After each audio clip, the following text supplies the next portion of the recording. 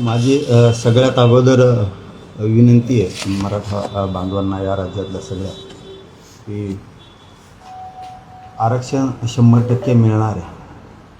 आणि माझी हात जोडून विनंती आहे, हा समाजासाठी मी एक प्रामाणिक काम करतो आहे. आरक्षण घेतल्याशिवाय मी हटणार नाही आहे, काळजी करू नका. जिवारी लागल असं पाऊल आपल्या मराठा बांधवांनी, मुलांनी उचलू नका, ही माझी सगळ्यात प्रथम हात जोडून विनंती आहे. की काल बीडमध्ये सुद्धा आत्महत्या झाली.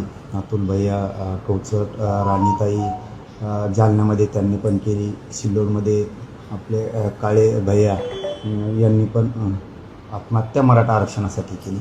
माझे हात जोडून विनंती आहे की आपण प्लीज आत्महत्या करू नका.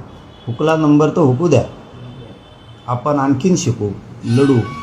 आरक्षण मिळाल्याच्या नंतर पुन्हा शिका, परंतु कायमचं आयुष्य संपू नका. ही माझी सगळ्या बांधवांना मनापासून हात जोडून विनंती आहे.